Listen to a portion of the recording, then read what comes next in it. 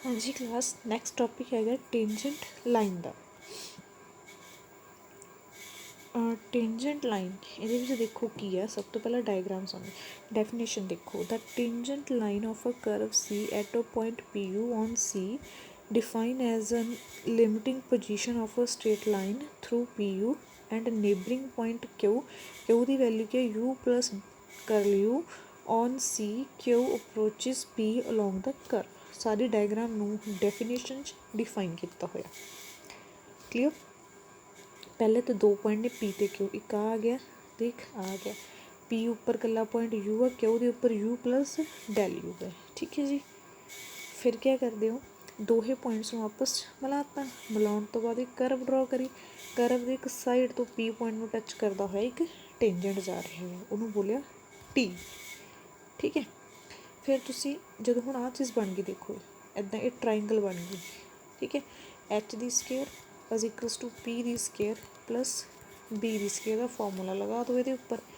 सो इत्थे आपां कोल स्केयर नहीं, आपां सिंपल लगावांगे। इत्थे आपां कोल हाइपरटेन्यूज आपां करनी करली R plus del R put कर दो ये पी क्यू।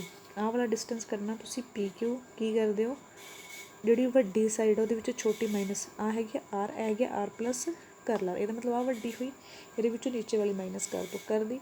सारी टर्म डिवाइड बाई यू कर दो। क्यू अप्रोचिस कहने जो क्यू टेंस टू पी हो जाए and del U tends to U हो जाए। उस तो बाद थोड़ा ये भी पता है आर ओवर यू कि बराबर होंगे D R over D you. यही होंगे ना, छोटे होंगे पहले कर जे दो बार मल्टीप्लाई कर दो तो आही चीज़ बन जाती है। ਉਹਦੇ ਅਕੋਰਡਿੰਗ ਇਹ ਚੀਜ਼ ਤੇ D R over D you की ਹੁੰਦਾ ਆ आर डॉट आ गई आ चीज़। फिर उस तो बाद R dot D R over limit apply करती। लिमिट अप्लाई करने तो बाद की करें टी इज इक्वल्स टू कि बराबर होंगे R dot over S dot. R dot की होंगे D R over D U. S dot कितना होंगे आ D S over D U. इनू उल्टा कर दो डी यू के नाल डी यू कैंसल की बच जूगा D R over D S. उसकी वैल्यू की होंगी R dash. Okay clear. Next same thing आ article number 2 same as first do yourself. अगर कोई डाउट होया तो क्लीयर कर लो। नैक्सट पर चलते हैं अगे है contact of an order curve and a surface. एक आपको एन पॉइंट ने lies on a given surface with point P curve on the surface are an order. An order तक आपको सरफेस के उपर पॉइंट ने उन्होंने बारे आप डिस्कस करना है।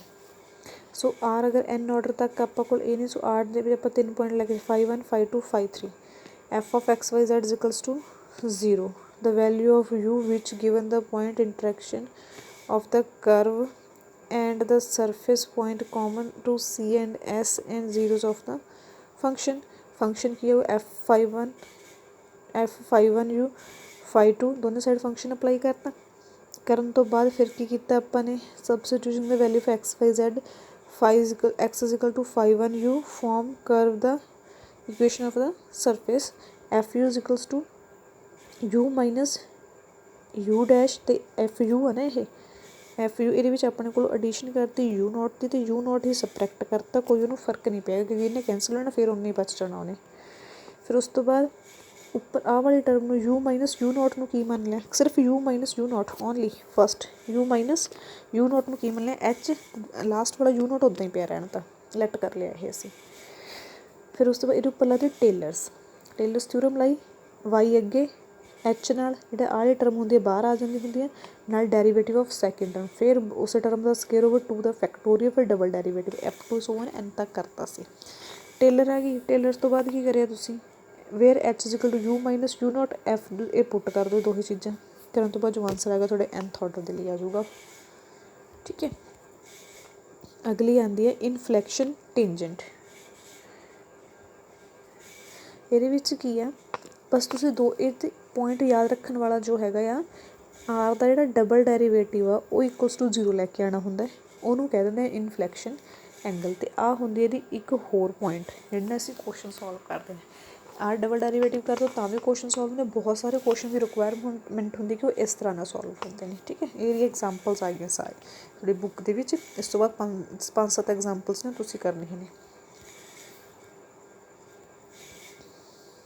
अगला आंदा है ऑसिलेटिंग प्लेन ऑसिलेटिंग प्लेन क्या होंगे class greater than 0 neighbouring point P ते Q of C P on एक पॉइंट के उपर होंगे दूजी डेफिनेशन के क्या होंगे ये पैरलल होंगे ये एटो पॉइंट होंगे ये पैरलल होंगे अल्टरनेटिव करने की लोड़ नहीं सो हुण ऑसिलेटिंग प्लेन दिता होया एटो पॉइंट सो पी ते क्यू पॉइंट दिते हुए ने उन्होंने उपर एक करव जा रही है उन्होंने पॉइंट्स को असीं मिलाता ठीक है बन गई एक ट्राइंगल बन गई एक जी छोटी है उन्होंने आर यू मान लिया तो दूजी नूं आर एस मान लो चाहे थोड़ा जिहा अपने एडिशन करती वो वड्डी है वो पहला अपने R equals to R S लिता दूजा क्यू के उपर की R S plus delta S इत्थों असीं पी आर कढ लेना ट्राइंगल है ना पी आर किवें निकलूगा R minus R S T की आ वाला टेंजेंट एक ही आर डैश एस पिछे तुसीं कढ के आए हो टी की वैल्यू आर डैश एस अगे करना तुसीं P Q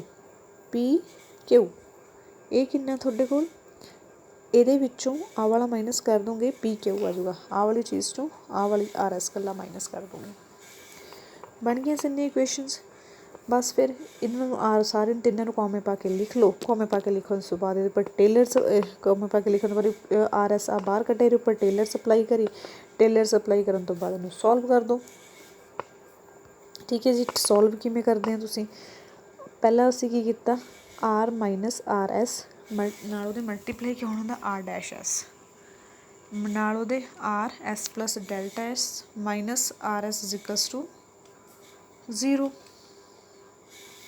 okay so R minus R S R dash ये उपर फिर अगे अंदर टेलर्स अप्लाई कर दो जोड़ा आ वाली चीज़ आ ये उपर कि अप्लाई करती टेलर्स थ्योरम जी उपर लिखी है जो कटता से उन्होंने कटता जो बच गया वो तुम लिख दो आंसर आ गया तो रिक्वायर्ड इक्वेशन आ गई जी डेफिनेशन नंबर 2 सी पैरलल वाली वो बेस उपर आ वाली चीज़ सॉल्व की हुई है ओके सेम एज फर्स्ट ये सिमिलर आएंगे एक पार्ट मैं कराऊँगी एक पार्ट तुसी करोगे ये हो गया होमवर्क नैक्सट इनफ्लैक्शन इन्हां चों कुछ नहीं है बेटा आ वाले जिहड़े चीज़ां आ इन्हां एक बार रीड आउट कर लियो सिंपल चीज़ां आ हो जानियां ये ठीक है to find the tangent plane at a point of the surface F X Y Z is equals to 0 हुण इहदे विचों सिर्फ आ याद रख लो आ वाली इक्वेशन याद रख लो इहदे लई उपर क्वेश्चन ते आ तिन्ने इक्वेशनस आ भी